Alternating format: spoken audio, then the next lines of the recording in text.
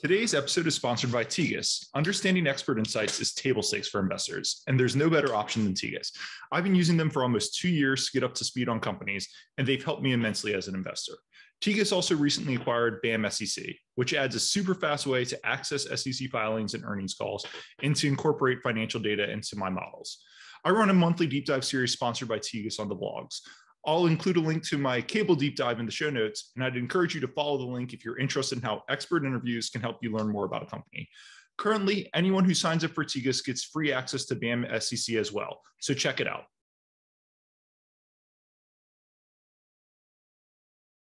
All right, hello, and welcome to the Yet Another Value podcast. I'm your host, Andrew Walker. If you like this podcast, it'd mean a lot to me if you could rate it, review it, subscribe to it wherever you're listening.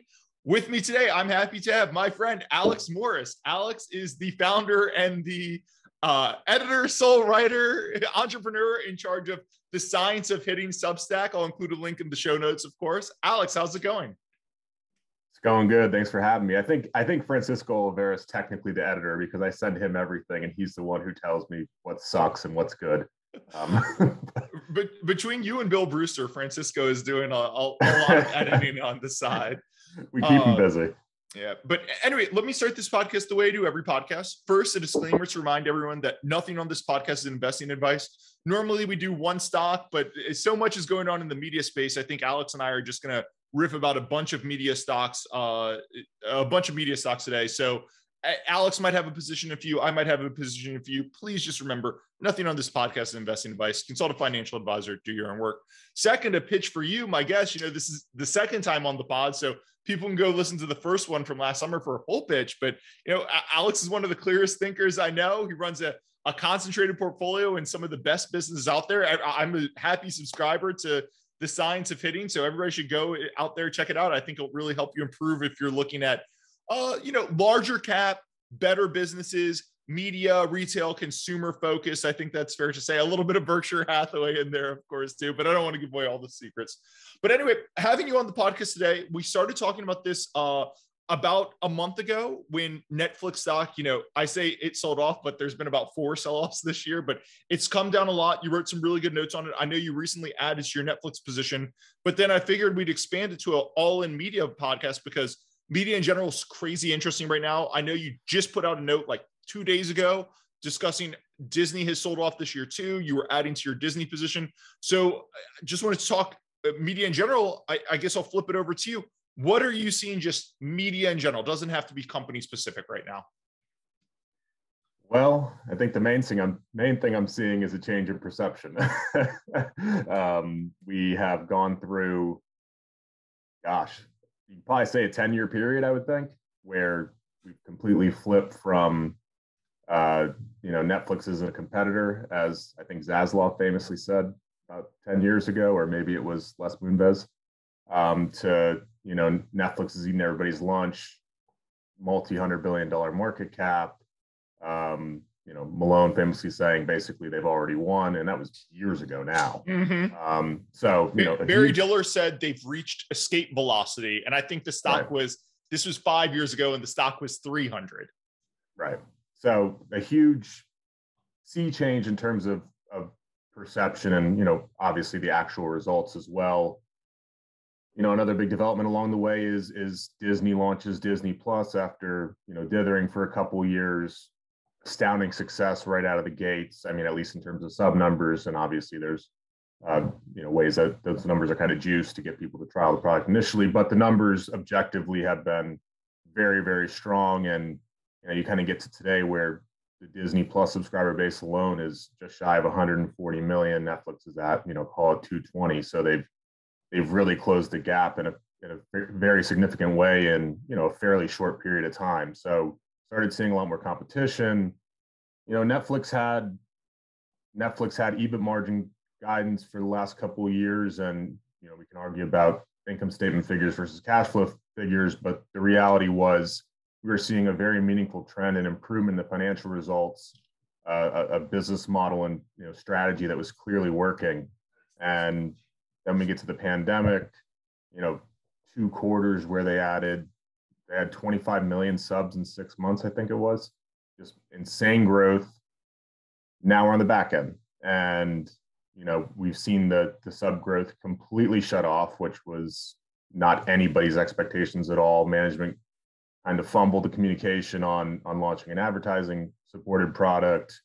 Margin guidance is scrapped. So, everything that was looking good, we're now on the exact opposite end of that. And, even as some of the smaller players have come out and reported numbers that in some cases were objectively pretty good or at least decent, the market just isn't having it right now because they see what the prize is now and they're not very interested in the prize. Yep. Right now, so again, you've recently added to Disney and Netflix. I'll disclose I own Warner Brothers Discovery. I've recently added there as well. So, all of these are, I think it's fair to say, not loved right now, right? Netflix is the worst performing stock on the S&P 500, I believe, down 70% so far this year. Disney's been cut in half since its pandemic highs. Warner Brother, Discovery was $90 per share when Bill Hwang was just driving the stock to the moon and the infinity squeeze. And now they've done a really, I think, a creative deal, and the stock is 17. Even take the squeeze out, it's been cut in half. So what do you and I are both bullish media. What do you think you're seeing that the market is missing that has you bullish media? I think, well, there's a couple of different ways to think about this. Let's start with Disney because that's the one I've owned the longest, and it's the one I wrote something about Disney before I bought Netflix, where I basically said Disney's path to becoming Netflix is easier than Netflix's path to becoming Disney. And I think what I really meant by that was Disney has the asset base to become a global D2C video business. And that opportunity was, or that transformation was going to create economic opportunities for them that in my mind would be quite a bit larger than what existed for them in the prior world where, obviously they were a global company, but it was very much a US company as well in terms of, what drove the economics. So I think that was part of the thought process. And the other thinking was over time, the level of spend that is going to be required to basically be a place where people consider going to consume content is going to require such a scale that there's naturally going to be, competitors that fizzle out, get consolidated, revert to a licensing model, whatever it may be. I think that's still true today, but in the interim, we've seen, a number of competitors come to market, some of whom have, varies from not great IP to pretty darn good IP. Yep. And they've invested significant amounts of money to try to build a subscriber base. And obviously, competition that's been pretty heightened is, in some ways bad for everybody. So, one of my big worries, and I think Disney is separate than Netflix, Warner Brothers, everyone else, just because Disney has the parks business, Disney has the IP. Like, will Disney outperform the market from here? Maybe, maybe not. I think the odds are probably in your favor, but maybe not. But Disney's not going away, right? Like that IP is just, that is gold. Buffett said in the 60s, like they're the oil well that refills, right? Whereas when you look at something like Netflix, or maybe to a lesser extent Warner Brother, just because they do have some pretty iconic properties, but I think the market is looking at Netflix, Warner Brothers, and saying like, is media investable? The competition is just so heightened, and it's heightened for two reasons. One, you've got big players, Apple, Amazon are coming in with unlimited checkbooks, and they don't appear to care about the economics of just the media business, right? They've got bundled economics for a lot of other products. And 3 years ago, everybody was laughing at Apple TV. Everybody was laughing at Amazon Prime Video. Today, people are not laughing at those, right? And you can get them, and they've got great products. Apple has some of the best shows of the past couple of years. Amazon's got that Lord of the Rings show coming up. Everybody's excited. So you can get those. They're real competitors, and you've got a giant company that doesn't care about economics that's releasing a competitor that's generally not good for you in the long run. And then I think the second thing that people worry about is just, if we rewound this podcast 40 years, you and I would both be in the womb or pre-womb. But if we rewound this podcast, there were 3 channels, right? If you wanted to entertain yourself, you could watch 3 channels or you could read a book. If we round this 20 years, you could do some really basic video games, or you could watch the cable bundle, or you could read a book. Today, you can spend all your time on TikTok. You can do YouTube. You can go download Fortnite for free and get hundreds of hours of play through that. Like, I'm just worried there's so much entertainment out there that the competition is just ratcheting up. And like between Fortnite, YouTube, and Amazon Prime, you can entertain yourself for a lifetime for basically free. So how do you think about just like the competition in media right now? Okay, there's a lot there. I want to hit a couple things. As I was saying there, I was like, wow, I just threw out what is the meaning of life, Alex? Well, I'll try my best to answer it. I think start with the point on Disney, because I think it's a really important point. And, Berkshire owned Disney up until, I believe, the late 90s, maybe into the 2000s. And I think a big part of what happened there, to your point on them returning to the well, is Buffett was seeing that wasn't actually really happening anymore. Disney's content production and ability to create IP was faltering. It was not working anymore, and it is so important to the output of that business over time. Iger, for all the faults that he may have, he did 3 deals that completely transformed that company's base of business, and they've built everything around that now. And obviously the opportunity is to be differentiated as a result of that, and the risk is that you go down the path you went down before, where these things lose their relevancy value, however you want to frame it. So obviously something to monitor, but we've been hearing about Marvel fatigue for at least 10 years now, and it's clearly not showing in the numbers. It's still as strong as ever, basically. In terms of the comment on linear, I think that's an interesting point to understand or to think about as well. Is the idea of hundreds of channels, obviously fairly consolidated around a handful of companies, but hundreds of channels competing for time and attention. And now we're moving into a world where we're kind of seeing something like that. It's not explicitly HGTV or a Food Network, but it's all consolidated into one package, and obviously on a D2C basis. I just think if you look at the progression of how that worked in the linear world, and you see where that ended up in terms of the business economics, I think there may prove to be some parallels there. But we're still relatively early in that happening. And I also think, honestly, that informs the strategies that companies should pursue, or at least think about, in terms of, think about a business like ESPN and how the economics of that worked, and what the strategy was. Think about Legacy Discovery and how they kind of operated within the linear bundle, and how they thought about the important things within their business. And I think there's slight variations in some of those things that will inform how some of these companies will ultimately need to go forward, especially if we don't see a ton of consolidation. The final point on competition, I think it's spot on. At the end of the day, YouTube is a competitor. As Reed Hastings said a couple of years ago, Fortnite's a competitor. It's one of the problems I've always had with the gaming space, is everything is usage, and new demos coming in is up and to the right. And look at the companies, I'm like, yeah, but is EA really winning as a result of that, or are they just losing share to these emerging competitors? So I think that's a very real thing to think about. And for me, as I first got in this space, I feel like Disney gives me a nice competitive position within that, because they have the IP that, even with everything going on, the fire hose that we're all consuming every single day, when they come out with Black Panther 2, it's going to get attention, and it's going to get consumed by probably hundreds of millions of people. If you're a Netflix and your advantage is global scale and spending power, I think you really have to adjust your strategy in order to play to those strengths. And Drive to Survive obviously is a perfect example of that, where go ask the Liberty guys. I don't know what the economics of that deal were, but how much would Paramount Plus have to pay you to put it on that platform versus Netflix? For the it's a non-starter. So they have to think about things like that, I think, more than they maybe have up to this point. For Netflix, for years, like, I never had a position in it, but I always looked at it and I said, look, the bear case is this company is crap, competition is coming, all this. And I would always point, Drive to Survive, that reinvigorated F1. Or my personal favorite was, look at Cobra Kai, the right. TV show that was on YouTube for 2 seasons. YouTube TV, when they were trying to do a TV product, no one watched it. It got great reviews, but no one watched it. And you would hear, some of the TV people be like, TV critics and stuff, be like, this show is great, you guys just need to try it. But no one watched it because it was on YouTube TV.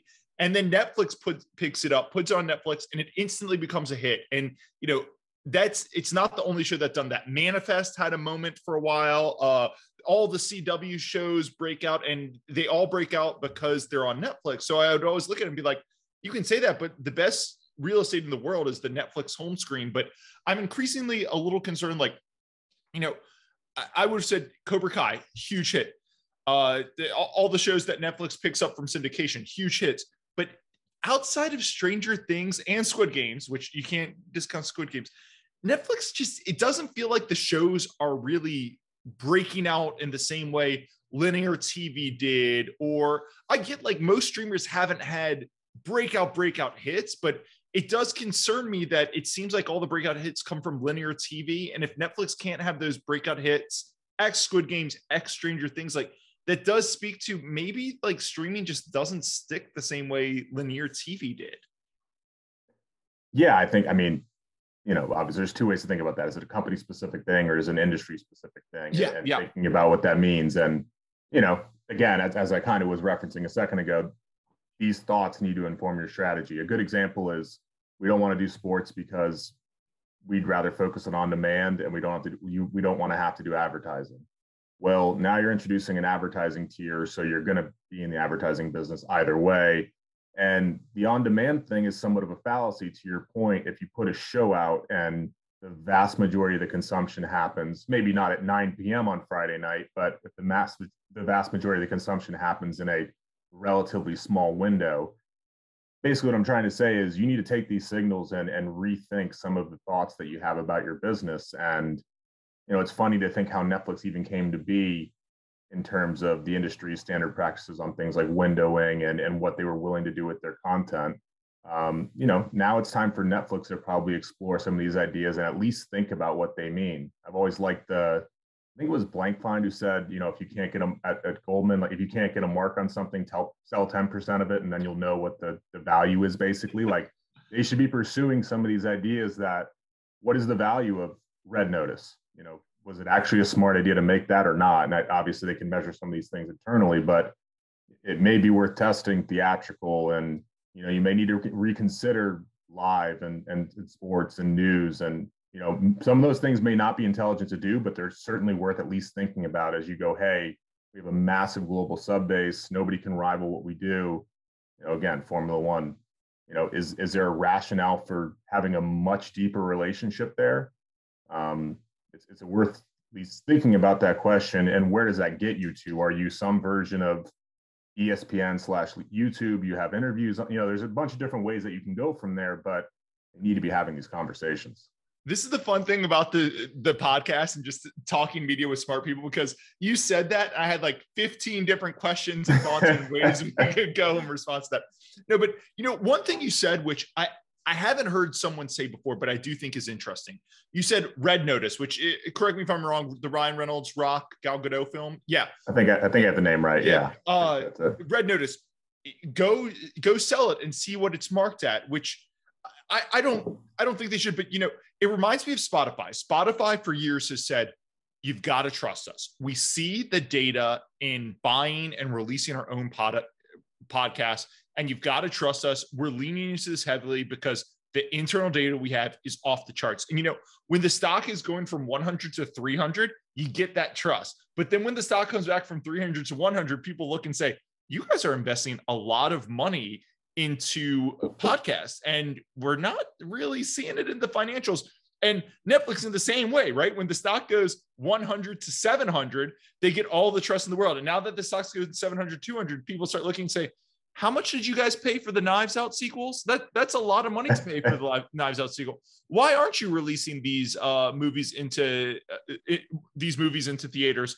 Why are you doing like for a long time, I have thought the release it all at once and let people binge it model. For a long time, I've thought it works for some shows, but I think Disney gets a lot more. The Marvel shows that they release, they get a lot more buzz because they do it weekly, and I can go listen to a podcast recapping, hey, here's what happened in this episode of Moon Knight, and let's speculate on what's about to happen and how that means. Like I do think there's some brand value there.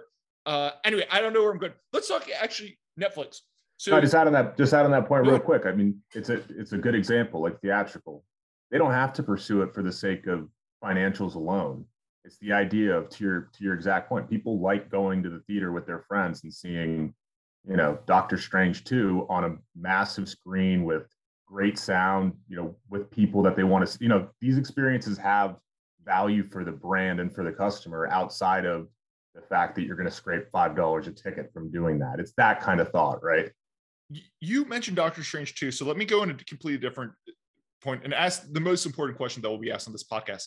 I have heard you do not like Marvel. Who told you this? I gave somebody on Twitter. I've talked to you for multiple years now. I've known you. I can't believe you can be a Disney shareholder and not like Marvel. I shouldn't say I don't like it. I have had very little exposure to it. I've seen Iron Man, I think, and maybe 2 or 3 others. I liked them. They were fine. I like Pixar stuff a lot more. I like The Office. I like sports. Hey, nothing wrong with liking Pixar stuff. I love Pixar stuff. But, you not liking Marvel reminds me of every now and then there'll be somebody who inherits a sports team, and, these sports teams will mint money and the value go up. And they'll be like, yeah, I own the Knicks, but I just really don't like basketball. And you'll just be like, gosh, you hate the product and you're just mincing money off it. The scale of ownership on those 2 examples is slightly different. I'm slightly smaller in terms of my ownership than owning the entire sports team. Maybe one day, though. Maybe one day. Lots of different areas to go, but one of the big news recently is Netflix is exploring, and I think it's pretty clear at this point that they're going to launch an ad-supported tier. Disney, I believe it was this morning, the Wall Street Journal said, hey, we're all systems go for an ad-supported tier for Disney Plus by the end of the year. So both of them are moving to ad-supported tiers. Disney, that makes total sense, right? They've done ads for years. Netflix is interesting. For years, they said, we don't do ads. We want to be HBO. We want all of our money to come from people say, I love your content so much, I will pay $10 or $15 per month to get it. And, when you introduce ads, there can be a little bit of weird dynamics where ads kind of encourage you. It's the clickbait model, right? You just want eyeballs, maybe. So lots of different stuff there. But what do you think about Netflix's move into launching ad supported? I'd say I'm skeptical is not the right word. I'm just uncertain on it all, and I'd like to understand it more. And I think part of the Netflix thesis or owning the company that's been a bit of a struggle for me is understanding things like international ARPUs, which seem somewhat out of whack with what you'd expect given purchasing power and those kind of considerations. So I mean, it obviously makes sense in terms of making the product more accessible for a customer who is unwilling or unable to, pay a few more dollars a month. I do worry about the impact it has on the product. And, a good example is I was watching a show on HBO Max the other day, and, the show was created without the idea that there'd be natural ad breaks. Shows used to be written with or at least they'd be shot with the idea that, hey, there's going to be an ad break every 7 minutes or whatever it is. And, now I'm sure they tell someone or have a computer say, hey, in this 30-second window, find a place to put an ad. Sometimes there's not a place to put one, and it's just, kind of right in the middle of someone talking, screws up the captions after the ad. You see these same ads 6 times during the episode. So point being, and that's not unique to HBO Max. You see similar things like that on Hulu, and I'm sure you'll probably see it on some of the companies who are just introducing this for the first time. So, it's thinking about those things and just being really thoughtful about the trade-off of what you're creating when you start doing this. And obviously them coming very much off the cuff and saying, hey, we're going to do it now after being pretty clear for years that this is a key point of differentiation relative to the industry. That's certainly concerning. Let me push back on 2 things. So one, you just mentioned seeing the ad 6 times in a row. I hate it. We all hate it. I'm with you. It's 2022. Like, how do these people not have this? But at some point, you have to imagine the ad tech gets better, and they can run ads where they're not showing the same Tide detergent ad 15 times in a row or something. You have to imagine that. So I'm with you there. It's awful, but they've got to fix that at some point. Jesus Christ. But on the former thing, I do think there is something like if you're Netflix or any of these guys, you are in a war for attention and you are in a war for subscribers. And I think anything that can get you more subscribers, I think it's good for your business. And if that's, hey, we need to offer a free tier that's ad supported to get an extra 10 million people, like, I think it makes all the sense in the world, because those extra 10 million people, you'll get money from them in ads. People can still pay up if they want to remove the ads. And that does lower your overall unit costs, right? Like, if you have 100 million people who are watching a show and it costs 100 million, that's $1 per show. But if you get an extra 10 million people who are on there because they got the free ads, that lowers your unit cost. It just helps you hit that scale flywheel. So I think it makes sense. And then I also think it makes sense to build that muscle up, because as we were saying earlier, if you're ever going to get into sports, you need advertising to pay for sports. Like, there's just no way you can have NFL football with those ad breaks. And maybe they stick to, we never get into sports, maybe they don't, but it's probably good to build that muscle and that habit for a bunch of different reasons. I don't know. Do you want to say anything there? Yeah, it'll be curious, the devil's in the details on a lot of this stuff. We'll be curious to see what it actually looks like. We heard yesterday at the upfronts, Disney basically said Disney Plus will have 4 minutes of ad load per hour on the ad supported tier versus, linear. I think Kantar data has it at like 20 minutes an hour or something. So a very significantly reduced ad load. And the question that pops in my mind is, what does the pricing look like on that? And how much ARPU can you get added from the ad supported tier? And, you have different people saying different things on this, but this was a big promise of the vMVPDs when they launched, was because of the nature of the product, the advertising is going to be higher CPM and we'll be able to price the product lower. And you look at something like Hulu Live, price went from $50 to $90 or whatever over the past handful of years, because that theory was at least somewhat flawed. It could just be an offset from the lower ad load, and obviously the pricing could be higher and you end up in the same place, so the product is better. But it's just a question I have. I mean, what are they going to price the ad supported product at if you can only advertise for 4 minutes an hour? That's not going to drive much of an ARPU, but we'll see. I don't know if you follow them closely, but Warner Brothers Discovery, and especially Discovery before, so they haven't talked to it too much recently because, you're going through $100 billion merger. It turns out you're more concerned with synergies and integration and getting improved and stuff. But especially when Discovery Plus first launched, they had the ad and the ad free. And they came out after they launched it, and they were like, we're actually making more money from the ad supported model, which was like priced at, I believe it was half of the ad free model.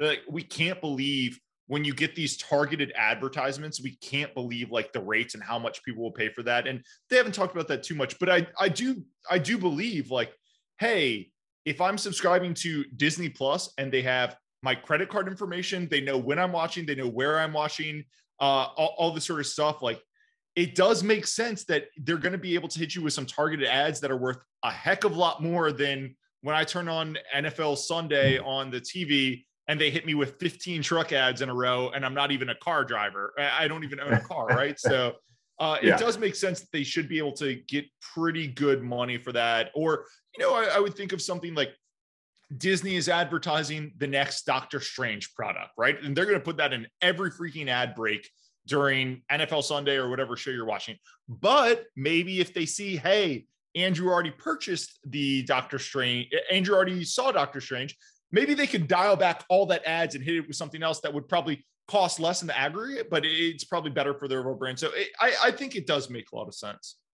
Yeah, I mean, and to your point, Discovery has said that for pretty consistently now. Hulu has said similar things over time. It's clear that the economics are clearly working. So it's something you have to at least consider, especially if you can do it on a basis where we are out of the insanity of 20 minutes of ad load per hour, and it's a very reasonable ad load and, tastefully done, then I think that's a very compelling option for consumers. So you would be crazy to not at least think about how to participate there. I've got so many notes. Let me hop completely to something different. Just this morning, an article came out that in the information, it was talking about rising churn at Netflix. And I did think that was interesting because, a lot of the concern with Netflix is they're not adding subs anymore. They're not going to take over the world. We're not in a scenario where every person in the world has a Netflix account.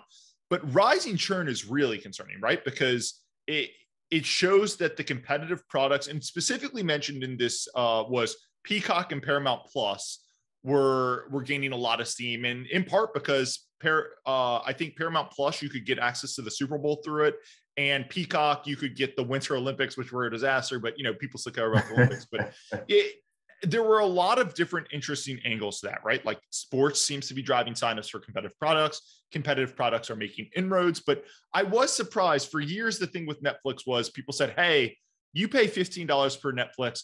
They could raise that price to $30 tomorrow and they wouldn't see any churn.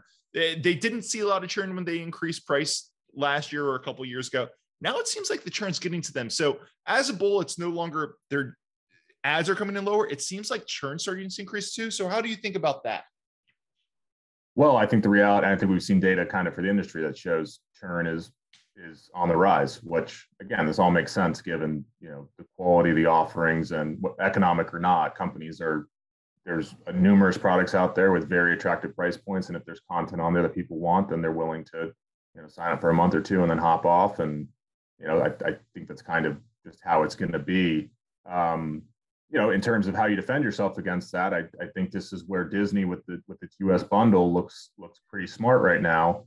And, there have been many people who've wanted them to spin ESPN off for a long time. And I think what you're starting to see is as you look to build, a D2C offering, at least a complete one that can keep people's attention across the entire calendar. It's hard to put out a new Marvel show or movie every single week. They can get relatively close to doing that, especially if they stagger the releases of the episodes. But, it's very nice to have content that is going to drive subs and drive retention. And I think a lot of the content they have on the ESPN side does exactly that. So again, it goes back to what I said earlier. I think a lot of these companies will have to figure out almost who they're trying to replicate from the old linear US TV world, because there's a lot of important lessons from the differing strategies that existed there. And if you're not going to be in sports, then that kind of informs what you need to look to. And it also informs probably the pricing strategy for that product and, the reliance on something like an ad-supported tier. So for Netflix specifically, as we know, and you already mentioned, the hit rate for the IP seems quite low relative to what they're spending. Maybe they should ask themselves, was letting something like The Office go, should we have paid any price we had to basically keep that IP or Friends, whatever it may be? Maybe in hindsight, that would have been an intelligent decision as opposed to taking that risk. And, things like movies, does it make sense to spend $200 million on a movie given the nature of their product? The answer may be yes, but how can we ensure that it's actually going to be anywhere close to the hit rate of a Marvel type of movie, which is, basically impossible to do when you start with a blank sheet of paper? How do we monetize it? Is there value in having a run in theatrical before it shows up on our service? It may actually be additive to do that, but they have to think through these things and change what they're doing. It seems like, but they start from a very strong position. We should also add that point too. They have a massive recurring revenue base. They have a very strong subscriber base, and obviously a lot of spend now that they can. It's funny to think that Disney came out on their call and said, our target was $33 billion to spend for the year. It's actually 32 now. It's almost a small enough number that it's like, why would you even say that? And I think the reason why they're saying it is because everybody recognizes we're at the point of the cycle where you have to show that you're spending cost effectively. And someone like Netflix needs to actually do that. Yeah. It is just funny. Like, a couple of years ago was how much more can you pump into spending on streaming content? And now it's how low can you go on streaming content? Yeah. Again, so many places I want to go, and I want to talk about ESPN in a second, but you mentioned the Disney bundle, right? And how the Disney bundle reduces churn. And the Disney bundle, for those who aren't listening, it bundles Disney plus the Hulu, not the Hulu Live product, but just the Hulu general product, plus ESPN plus. And it's a big discount. I think if you subscribe to the three of them, I'm close on the numbers. It'd be like $30 or $25 per month if you subscribe to the three individually. Subscribe together, it's like $15 per month, right? And it does strike me, I get that bundles work, definitely get that. But the two things that are interesting about that is, one, you're basically just starting to recreate the old cable bundle. Now it doesn't have live sports, so it's a lot cheaper, but you're just recreating the old cable bundle.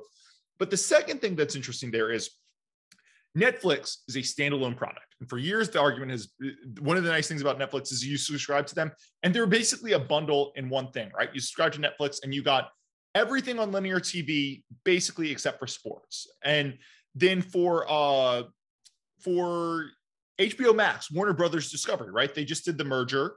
And as soon as the merger's closed, they cancel CNN Plus. They say, hey, we've done these. We tried to roll out a Food Plus product. None of it works. HBO Max is going to be our product. And at some point, I believe towards the end of this year, they're going to combine Discovery Plus and HBO Max into one product.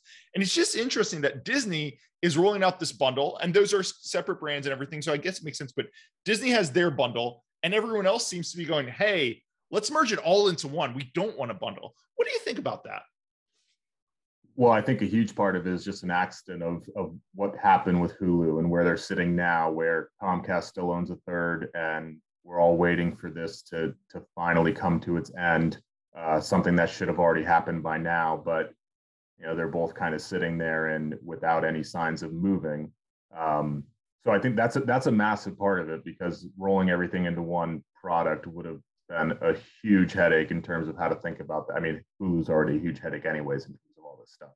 And Disney effectively kind of killed the brand when they went international. I mean, the brand doesn't have any relevance internationally anyways, but they basically said, why the heck would we consider taking this brand internationally and adding more value to this product when we could just do it in a different wrapper? Yep.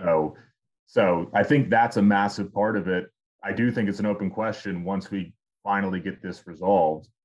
Is the plan to more tightly integrate those offerings? I think the answer, at least from a consumer side of it all, it has to be much easier for them to be kind of one product in terms of logins and ability to access the content. You see that more and more, right? If you're a Hulu user, you'll frequently see tiles when you open the app, kind of the most prominent tiles that are sports, and it's content that's coming from the ESPN Plus side of the business. So I think they'll continue to do that, where Hulu content will be featured on Disney Plus and ESPN Plus content's on Hulu, but I think they're effectively getting closer to that end state. Whether or not they ever actually do it, I guess it's just a question of how much, for example, like with Discovery and HBO Max. I mean, obviously Discovery Plus is a fairly small product, but there's headaches with actually doing that transition. And there's also questions, if I'm signed up for Discovery Plus and I don't want the HBO content, you're going to roll me into it and charge me, 2x what I was paying before. That's going to piss some people off. So there's risk associated with doing all these things, but I think they effectively get there at the end of the day where it's pretty tightly integrated. I just wanted, one thing you said earlier that I've kind of thought about, was Netflix okay to let The Office leave, right? So they let The Office leave. They had this weird thing with Peacock where for a year they shared, and then now The Office is exclusively on Peacock. And for a while, Peacock was basically like only The Office, which was kind of funny. But it's an interesting question. Like, how much can just one TV show reduce your churn and pay for it? But one thing that strikes me about Netflix, and I don't know if there's anything here, but they brought Seinfeld on basically to replace The Office, right? Now, Seinfeld's a little bit older, but widely regarded as one of the best comedies of all time. It's a classic. People thought, oh, it's something new. It's going to introduce you to a new generation of viewers. And I just don't feel like it's broken out in the same way as The Office did. So is there anything to read there, or is it just different shows, different quality, a little bit different humor? Do you read anything into that? No, I think it's a good question. I mean, I maybe the answer is partly that as these other offerings have come to be, and as the quality and scale of the content spend has risen across the industry, maybe the quality of the alternatives has just, The Office was competing against easier competition than Seinfeld maybe. I mean, that could partially be the read. I look through the numbers and see, Peacock's at 13 million paid subs. It's a business with $2 billion and, kind of run rate revenues, call it. And a company like NBCU will have to figure out what that means and where they're actually trying to go long term. And their strat, and as someone who owns Comcast, their strategy seems a bit interesting, because I'd argue on the margin, they're stepping away from some sports rights. Granted, they did a massive EPL renewal at a price point that nobody thought was going to happen. But they shut down NBC Sports. They kind of use EPL to try to drive Peacock, but at the same time, it's not a really prominent part of what they're doing. They're still monetizing it through USA Network and linear television. It's just really, how are you going to get to the other side with what you're doing here? I know the legacy companies now have kind of a talking point about ability to monetize across various channels and this type of idea. It's just important to remember that type of thinking also kind of got them to where we are today. So it's not a strategy without at least some risks or thoughts that have to be considered. And NBC, these companies have all effectively said, hey, we're very flexible and we're not going to win the spending war. And it's just thinking about what that actually means. And again, what kind of strategy does that almost push you towards? What can you actually do if that's the way you're going to approach it? And it's very hard. If HBO Max is going to have sports rights on there, you need a lot of sports rights. You need a way to present it in an intelligent way. It's going to be odd if you pull it up and it's like, hey, here's one hockey game. Yeah. And that's it. Like, how are you actually going to present it? That's why I've always thought ESPN was a really interesting way, at least to start. And granted, they may have been forced there because of Hulu. They couldn't really integrate in a way, but it made it very, very clear to people what the product is and what you're going to get from it. And now it's at a place where, obviously helped by the bundle, but it's at a place where it has over 20 million paid subs, and the ARPU is not insignificant and will continue to go higher over time. So just an interesting place to start from. I don't know where the end game is there, but it's much more real than just saying, hey, we're going to take Paramount Plus and just throw a ton of sports rights on there. It's unclear to me if that works nearly as well. Well, that's a great transition. I want to talk ESPN, but I do just want to laugh when you were saying Seinfeld, when we were talking Seinfeld versus The Office. I pulled up Netflix and I searched. If you search The Office, the fourth thing that pops up is Seinfeld. And if you search for Friends on Netflix, the second or first thing that pops up is Seinfeld. So they clearly know that there was a hole to fill. And I just think that's kind of interesting. Let's talk ESPN, because ESPN is one of the most hotly debated pieces of Disney. A couple years ago, John Malone said they should spin ESPN off. I think John Malone was arguing sell it to private equity and run it for cash flow, which is kind of interesting. Now it seems an interesting part of the bundle, but I look at ESPN Plus. Last quarter, ARPU for ESPN Plus, $4.73. I haven't looked at the numbers in a while, but I believe ESPN in the legacy bundle gets $9 or $10 per sub, right? So that's not even, every sub does not watch ESPN. So when you think about the subs who actually watch ESPN, now at this point, we can talk about the bundle as pretty much a sports bundle. So probably more do than used to, but I do look at ESPN. I say, okay, yeah, it's a nice product.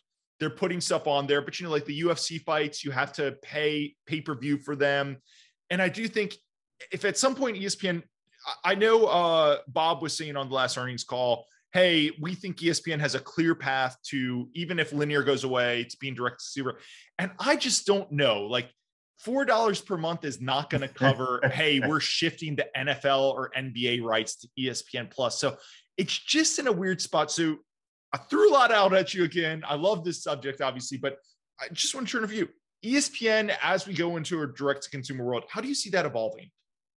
Yeah, well, Chapek may say it's a clear path, and maybe it is, but the amount of time for that path to unfold is probably the most important question. And, in this quarter, the pay TV numbers were really concerning for a while. I can't remember the dates now, but the pay TV numbers have improved pretty significantly, which is a massive tailwind for many of the players in this space in terms of obviously cash flows and ability to, take more time to transition from linear to D2C. And, if you look at the actual numbers, I mean, linear for Disney is a 25 billion plus revenue stream, and it's actually been growing a little bit over time. It hasn't even been shrinking yet, and it generates a significant amount of profitability for the company. So to make that leap is going to require something from the D2C side, not just ESPN Plus on its own, but the collective assets, at least viewed in some way. It has to be somewhat on par with that and justify doing it. I think the other really important point in my mind is just technologically. I don't even in a market like the U.S., I just don't think we're there yet. I mean, go watch a game on your TV through a Peacock or ESPN Plus, whatever it may be. the quality of the stream is just not equivalent. And if you live in a good place with good internet, the quality of the stream is not equivalent to turning on CBS and watching Sunday football.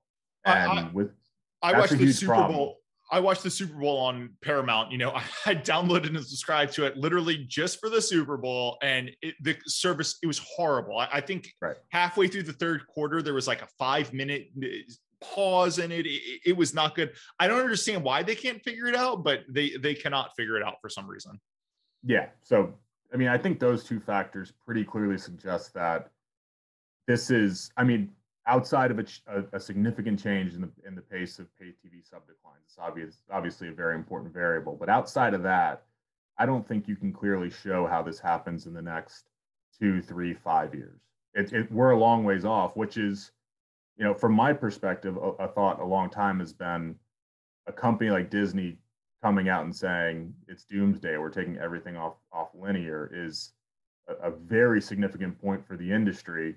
And from a competitive perspective, it has huge ramifications for a lot of their competitors. But you can only do that within reason. You can't kill yourself in the process. So yeah, I just don't think they can do it because it sounds so simple. Like, hey, you guys took the new season of Arrow and put it on your DTC show. It sounds so simple, but you don't have any commitments to Arrow. Like, you can cancel the show tomorrow if you want to, and nobody's going to notice the write-off.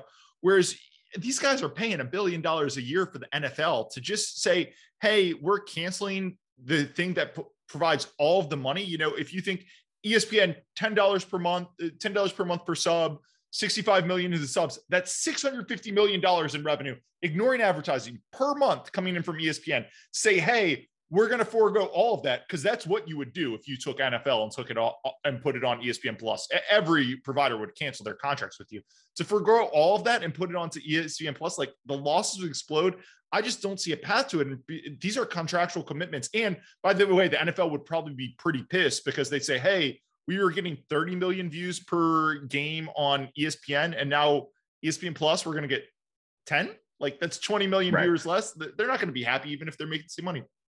Yeah, 2 points there real quick. And so the last point you just made, we'll see how this test, or I guess we don't have to call it a test, it's a significant commitment, but we'll see how Thursday Night Football goes on Prime as an exclusive. And, Thursday Night Football has been on Prime for a number of years, and I haven't seen the numbers lately, but there was a period of time where if you looked at the numbers that came out afterwards, the linear viewership compared to what Prime was reporting was 10 or 20 to 1. Like, there was, granted, it wasn't an exclusive, so people didn't have to go to that window, but there was no real interest in consuming it that way when the alternative was turning on Fox or turning on CBS. So that's a big problem that still needs to be addressed. And again, that's just, some of it's just technological, and until people have much better internet, much better, the TV or, whatever app they're using, that problem is going to remain. The other thing I'd say is, to your point, ESPN linear is north of 10 billion in annual revenue. And, even with the numbers you just said on ESPN Plus, it's call it $1 billion a year, whatever it is. So the gap there is just so massive at this point that we're just not really close. And, I think those, in the interim, they're kind of complementary in some ways, and it gives Disney interesting opportunities to commit to rights deals that where they can use things in a way that's more expansive and more unique and very difficult for others to do. So that's really helpful.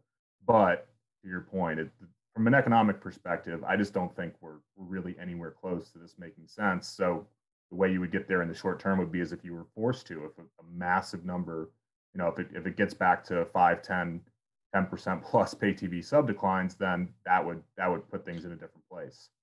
That'd be very hard for the whole industry, though, in terms of the rights commitments they've made, to your point. Yeah, you front ran me a little bit, because my next question was going to be on Amazon Prime, because I believe this year the exclusive Thursday Night Football stuff. Pretty sure it's this year. Yeah. Yeah.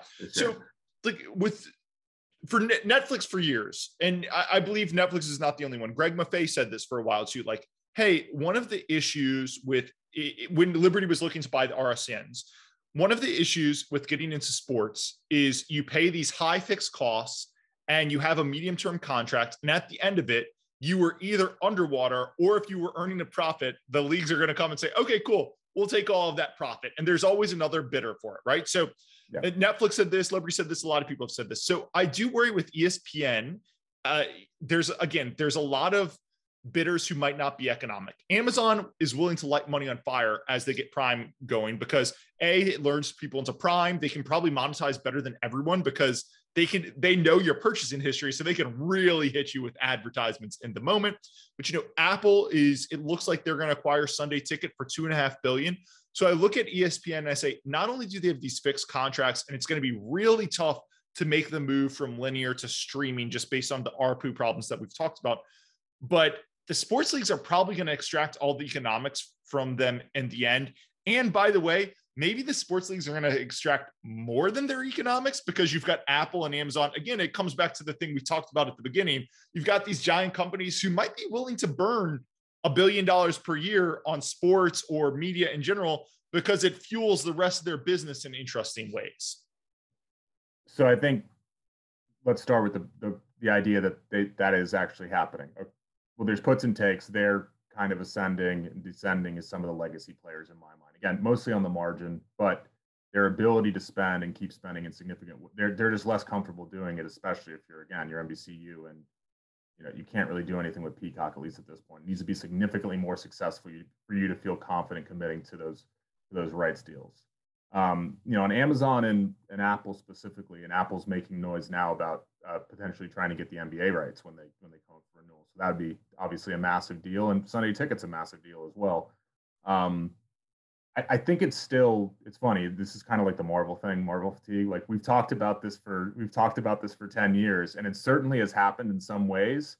And on the other hand, if you looked at the cumulative control of sports rights in the U.S. from the big tech companies, it's probably some low single-digit percentage of all the live programming that's consumed in a given year from sports rights. So they're still incredibly small players. But to your point, that can change over time. It is interesting to think about this idea of, obviously in the media space and the D2C space, we're all talking about capital cycles and, okay, everybody is spending like crazy. Now we're going to the other side of it where everybody's going to try to justify their spend and show that they actually have a good business. Listen to the Amazon call, and it seems like they're going through a version of this as well in terms of thinking about the investments they've made on the e-commerce side and trying to justify that as we come out of COVID. So we'll see how a new CEO at Amazon thinks about some of these areas and the investment. I mean, to your point on the Lord of the Rings, they spent a lot of money to get that property, and we'll see how they think about the ROI on that spend. Maybe they just absolutely don't care, or maybe they don't care until they hit a rough patch and then they, decide, hey, we do need to care about the ROI in these things. And maybe the ROI is good, but I just think it may become more of a consideration. So we'll see what the viewership looks like and, their willingness to become much more aggressive. Obviously, as we both know, a lot of these agreements are long-term, and it's almost the problem that I have, or the question I have for a lot of the other competing services with ESPN Plus, which is how do you feature the content in a way, convince people to go there consistently such that you can get the eyeballs on this content to justify the ongoing spend. And again, we'll see how many people they can convince to, I don't even know how do you go to the website to watch it? Or I guess you would go to the Prime Video app. So, those are headwinds for someone who's 55 years old and has absolutely no idea how to get Prime Video on their TV, if they even have a connected TV. I've heard from a lot of people like, hey, my dad called me up and wanted to watch the game, but I had to walk him through downloading, opening an app and stuff. And at some point that those problems go away, but in the near to medium term, you're paying a lot of money for these things, and those things you apply to a small percent, it does add up. I'm laughing because I was prepping for my next question, and I pulled up Rotten Tomatoes, and the front of Rotten Tomatoes, Firestarter, which is a horror movie where Zac Efron apparently plays a dad, which has lit a lot of my girlfriends on fire. Might light me on fire. Zac Efron's an attractive man, but it got a 12% on Rotten Tomatoes and streaming on Peacock. So the quality problem is not limited to Netflix. But I was pulling that up. I was pulling up Rotten Tomatoes to ask.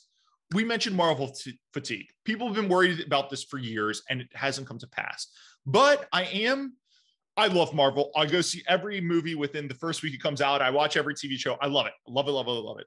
But I am starting to worry about a little bit Marvel fatigue. And maybe that's because I didn't like Doctor Strange or the Eternals. But, I look at it and I would say two things.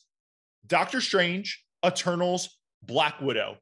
3 of the past 5 Marvel movies, and they've been some of the lowest rated Marvel movies to date.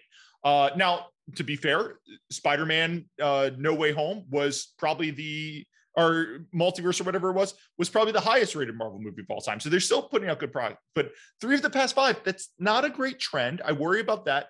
And then number 2, I think Star Wars was just absolutely mismanaged. But in hindsight, people do say, oh, maybe there was a little Star Wars fatigue after Disney bought Star Wars. They released so many movies. I think it was more mismanaged than Star Wars fatigue, because I do think people would take Baby Yoda and inject it into their veins at this point if they could. But, now I've got 2 evidence, right? 3 of the past 5 movies haven't been great. And Star Wars, it seems like there was Star Wars fatigue. So do you worry about Marvel fatigue at all?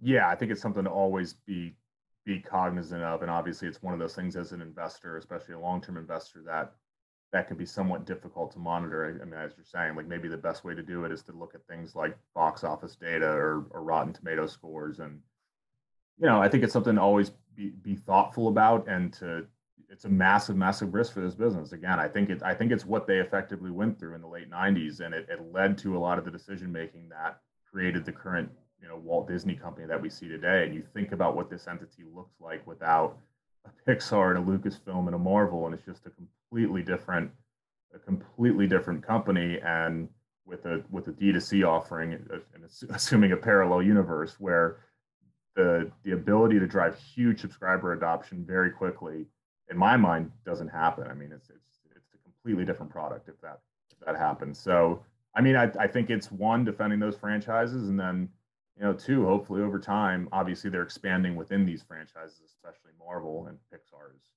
clean slate for whatever content they can come up with, but maybe look to find other areas to continue to grow, which everybody wants to do. But, Bob Iger said something interesting about the Fox deal, which, people have different thoughts on it, but he basically said, we have an ability to spend something on this that Brian Roberts can't match because of our ability to monetize across various channels. We just have a competitive advantage there given our asset base. And I think that's still true today. So if they can go out and find things, that'd probably be very additive to the long-term results of the business. With Marvel, I do just worry, like, if you go back to the front of Marvel, right? It was a story about Tony Stark, Robert Downey, and Captain America. And it was building towards the Avengers, where they all came together. And I know you don't like Marvel, but I do worry now, like, they've got multiverses, and I've seen every movie and I have no clue like where in the timeline they relate to. You've got multiverses, you've got all these hanging plot threads, and I worry it gets too expansive. It reminds me of Game of Thrones, right? Everybody loved it, but every little incremental bit of story, you start to get a little more complex, and then all of a sudden you've got this Gordian knot that you can't unwind, and the quality goes to crap. And the last season of Game of Thrones widely reviled because of exactly this problem. Partly they had to rush it, but partly the story was too messy and they had to clean it up in a bow. So it's part of the reason why I'm not necessarily a fan or someone who hasn't tried it, right? Because the sense as someone who's not intimately familiar with it is it's too hard to get in, basically. Yeah. You're going to watch a movie and there's going to be people, you're in the theater and people are laughing at something. You're like, I have absolutely no clue what that was a reference to. Exactly. So it's a hard problem to solve, and something they obviously need to think about as they come out with, these shows feel like they're like evergreen, like they're completely new things. So I should be able to watch Moon Knight and have some clue what's going on, or at least get into the story. So they obviously have to think about that as they create these shows. Moon Knight you could have, but like something like Loki or Hawkeye, you had to watch like 6 shows and 6 shows and movies. Doctor Strange, if you went and watched Doctor Strange and you hadn't watched WandaVision, Doctor Strange, Avengers, it was out. So, and look, Marvel, it's a big piece of Disney, but you don't have this problem at Pixar. You don't have this problem at everywhere else. So it is a unique problem, but it is one. I know we're running long. Obviously love this stuff. I have 2 last questions for you. One Disney specific. We've mainly focused on media. People forget Parks is a huge driver. It's one of the most unique assets out there and everything. Just wanted to get your thoughts real quick. Look, Parks, we can sum it up. It is booming right now. 100% occupancy, massive pricing power. They don't even have a lot of international travel. Booming, booming, booming. But there's been a lot in the news with Disney losing their special district status and all this sort of stuff. Don't want to bring politics into it, but just as an investor, when you see this noise about Disney losing special district status for kind of their crown jewel, which is the Orlando parks. How do you look at parks from that lens? I've tried my best to understand exactly what's going on there, and it's always hard when there's huge political, especially in the moment, there's huge political back and forth in terms of all this, and obviously the bill associated with it all those things. As best I can understand, this is effectively a wash. It's probably not good for either party. I find it funny to think about how these things even come to be, which make a lot of sense at the time when they did it. Obviously, it's been a huge boom for Orlando. It could have been a place like Gainesville, where I went to college, or smaller cities around there, and instead it's one of the most important cities in the United States, largely because of that.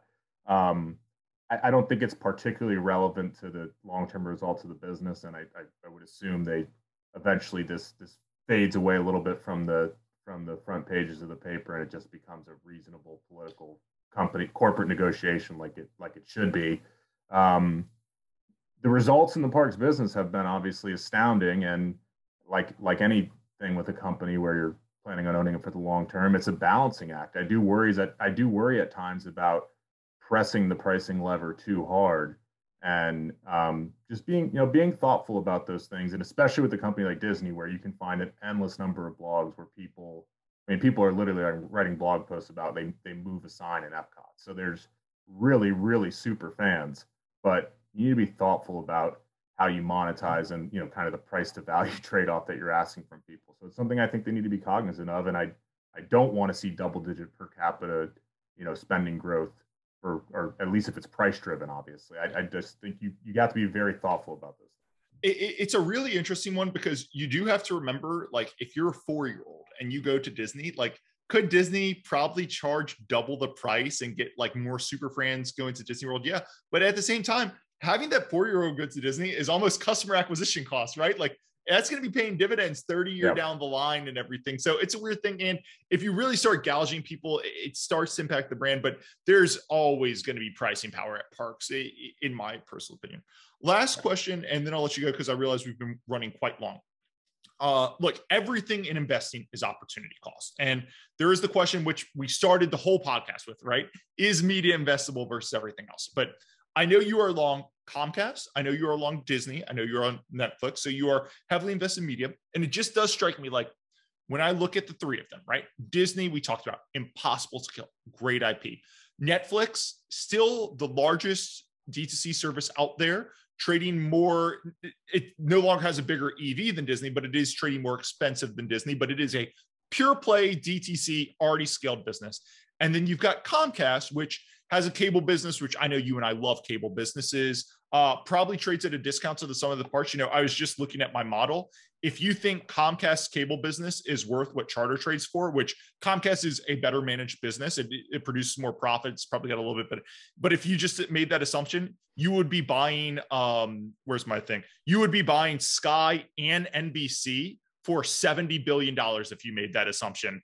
And they probably overpaid for Sky, but they paid almost $50 billion for Sky, and NBC, when Parks was open in 2019, did about $9 billion in profits. So you can say you're getting a really big discount at Comcast, right? So when you look at those three, how do you weigh the opportunity costs in between all three? Because I know you're long all three, but how do you weigh the opportunity costs?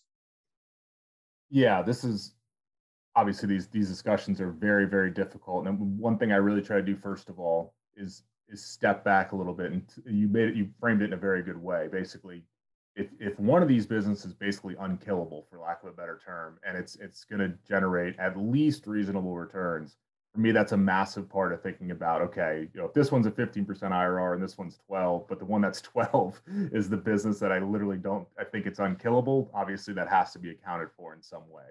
So I think Comcast is probably the one that I view as, being particularly cheap right now, particularly if they take advantage of, I use the term patience/dithering in my last article about what they're going to do with NBCU, but they're in a really, obviously, valuations across the space have been absolutely smashed, but in terms of what they could get for that asset, after disposing of the Hulu stake, it's something that could put them in a very interesting spot in terms of a company that they have an equity interest in going forward.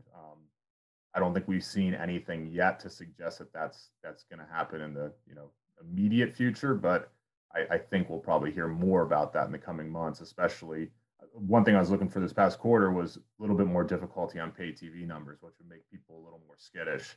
It ended up coming in the other way, where the numbers were actually pretty good. So I think that maybe delays that slightly, but I expect activity eventually there.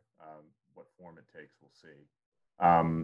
Netflix again is another one where I think if the thesis plays out as expected, the IRRs on that, in my mind, will be quite a bit higher than what you probably get from Disney. But the trade-off, to your point, is I feel incredibly well about what Disney ends up being long term. Not that there's nothing that can kill it, and the Marvel risk is probably one of the most prominent examples of that. Just that IP losing its relevance, and then the other big one is as we go through the linear pay TV transition to what looks like a different version of the bundle at some point, what does that actually mean for the economics? It might mean that they're better, but it might take 10 years to get there, and they're only 5% per annum better. You know what I mean? Yep.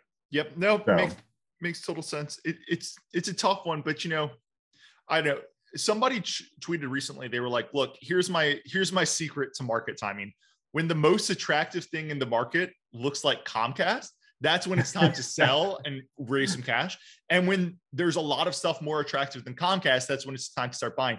And the funny thing is, like, right now, I think there's a lot more attractive stuff in the market than Comcast, but Comcast looks incredibly attractive to me. And on a risk-adjusted basis, as long as you think Brian Roberts is not going to do another Sky, because I think we can all agree he overpaid and destroyed value there.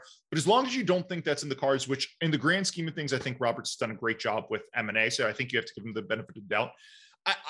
I'm not sure if there's a lot of better risk reward than Comcast out there, just because you get kind of access to every different side of the media cable equation. And I think you get access in like a very good way.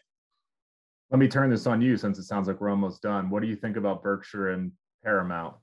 You know what? That actually was on my list. I'm a little surprised. I just look at it. I doubt Buffett was going to buy Warner Discovery, just because I don't think he likes to buy messy mergers, though obviously he has a thing there. But I'm just surprised he would go buy Paramount instead of, as we just listed, he definitely has knowledge of the cable business, because I believe they have owned, I believe Ted or Todd has owned Charter in the past, and look, Buffett reads everything. So I'm a little surprised it wasn't Comcast or Disney, because when I look at Paramount, like, yes, they statistically look and screen cheap. And was Paramount a Buffett pick, or was it a Ted or Todd pick? I think the purchase was a decent size, a few billion, but I think I would still lean toward it being Ted or Todd. I look at Paramount, and I don't disagree. There's asset value there, but I look at it as a controlled company run by a manager who I don't think has like really executed super successfully. And I look at it as a subscale company where the scale players are available at pretty much just as attractive valuations. And Paramount is the one where I look at them and I say, hey, if NBC doesn't make a deal, they will survive. Paramount, if they don't make a deal, their future is dwindling really quickly. They don't have killer franchises. Like Star Trek's a nice franchise. They don't have killer franchises. A lot of their IP is locked up in a strange way. Like South Park's a killer franchise, but they get the movies to South Park, but HBO Max gets all the South Park shows currently. And it's not my pick. It's cheap. He'll probably do well. He's way smarter than me. He'll probably do fantastic on it. But it's probably a Warner Brother Discovery target in the long run, but it's almost a bank shot. And I think there were 4 plays that are much better risk-adjusted plays in the media space. Yeah, I'd be curious if you asked him how much of this bet is basically some version of capital cycles plus M&A. Like, is that the bet here? Because if that's the bet, I can understand. It's not something that I particularly do, but it's something I can understand making that bet. But to your point, if that scenario doesn't play out, where are you in 5 to 10 years? I mean, and even if I think it's they've an M&A objectively play, had. Go ahead. No, please. I want to hear what you said. I think they've objectively had a decent amount of success in D2C, but that said, they started from relatively low point. The success has been relatively recent, and we'll see if it actually holds. And they also have an interesting position in terms of kind of the ad-supported / free video space, and we'll see what that becomes. But they objectively have a reasonable starting point there. We'll see if it's a viable viable part of the business long term. You're referring to Pluto, which, I did a lot of work on Paramount again last summer. And I always think it's interesting. It always looks cheap. They've got great assets. CBS is a good asset. But, Pluto, I had Andrew Friedman on, and he was the one who said, look, Pluto, it looks good. It sounds good. But a lot of it is like kind of intercompany licensing, where Paramount is probably like giving their content for free on Pluto. And yeah, you can drive lots of subs, but if you ever start like actually charging for that, if you ever start charging the intra-company for it, it doesn't look as good. And there's a lot of opportunity cost there. So yeah, I look at Paramount and I say, at some point they have to be a seller because they're so subscale. And, would you rather be long Warner Brothers, which just did a deal, doesn't need to do a deals, and probably buys Paramount from a position of strength 2 years from now? And they're getting lots of synergies, and they're run by a guy who I think's pretty good, even though his results haven't been great, probably partly because of hell. Or would you rather just like go buy Paramount and kind of bet that they do the right thing at the right time? I'd lean Warner Brothers, or for Buffett, I'm just surprised it wasn't Disney. I know we're over, but I have one more for you now. It just popped in my head. And it can be one of the legacy media. It can be one of the media guys going after someone like Paramount, or more interesting for me, do you think any of the big tech guys would consider taking a run at a Disney, a Netflix, a Warner Brothers Discovery, or just completely off the table? Look at you turning the tables around on the podcast. I'd be interested in your answer. Look, I think the tech companies, I think there would be natural synergies with all the tech companies going and juicing, like all of them are going after video in some way. I think there would be natural synergies. I think it make a lot of sense. I do think the regulatory environment isn't exactly in favor of Apple. Disney for years was a popular run, right?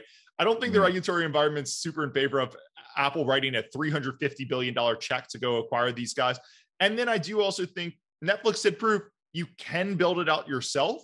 And yeah, you probably would really like the Marvel IP and stuff, but you build it out yourself. You don't have the regulatory issues. You can build it from scratch, and you can build a product that, can stream a Super Bowl with 100 million people watching without the whole app crashing constantly. So back and forth, but I wouldn't be shocked, but I kind of think at this point they're going to go it alone. And I wouldn't be surprised if the end game is actually the reverse AT&T, right? Where like Verizon looks to acquire a content company. I don't know. It's tough to say, or video game companies. I do think like you could say, hey, we're going to be a consumer entertainment focused company. Netflix getting into video games was on my list, but we didn't hit it. I don't know. What do you think about tech giants acquiring the entertainment companies? Well, the video game part you just added is perfect, because I think a big part of this is Microsoft ATVI. If that gets done, then it probably opens the door to people at least think there's a possibility there. Yep. I've always thought that Microsoft, obviously in the last handful of years, Microsoft just seems to be perceived a little bit differently than the Apples and the Amazons in terms of its scale and what people are worried about. So I don't know if that's just perception or if it's actually reality, but I would agree with you. I just think this environment, it's very difficult to get a deal done. But if the prices go down enough, and I think this is also a very important part of this whole thing, which is, Netflix getting into gaming is a very small version of it, but is there an integration between these things that makes sense? And to your whole point earlier on basically it being an entertainment market, is there an intelligent way to bundle gaming and VOD that makes sense? And I think people are exploring that idea, and nobody's really cracked it yet. But if somebody figures that out, it certainly would lend itself to the need for large scale M&A. If Microsoft can buy Activision, if that gets through, which I think it should, but the market is telling you it's about 50-50. But if they can, I think the natural next step would be for them to go and look to buy, hey, we've got Activision, we've got video game capabilities, we've got Xbox, so we've got the thing in people's home. I think the natural thing would be for them to go buy an entertainment company, and kind of now you can get your whole bundle from Microsoft. And, you think about marrying either, the nice thing about Disney is they've got all that great IP, which would be perfect to marry with a company with video game capabilities, or Warner Brothers, which owns Looney Tunes, which owns DC Comics. Like those two guys would be perfect targets for somebody who's like, hey, we bring all the super elite IP in-house. We can marry it with the video game. We can use, so yeah. We have gone so many different places. Really enjoyed this, Alex. We might have to come and do a cable one or something, but anything we didn't hit that you wish we had hit, or anything you think we should hit a little harder? Not that really pops to mind. I always note these things, especially during these tough times. It's amazing as an investor to see how the world can change so quickly, and perception and reality in this case. But it's just it's so fascinating to play this game. It's painful at times too, but it's very fun. It's been crazy. It's so funny. Like if we had been talking a year ago, we would have been talking how many subs can Netflix get to, TAM, all this sort of stuff. And now, you mentioned earlier, Disney says, hey, it's not 33 billion spent, it's 32. Investors like, yes, let's go. Huge deal. Well, Alex Morris, founder of the Science Fitting Investing, link in the show notes. I love reading all of his stuff. I love having you on the podcast and looking forward to doing it again in the near future. Yeah, really enjoyed it. Thanks for having me, Andrew.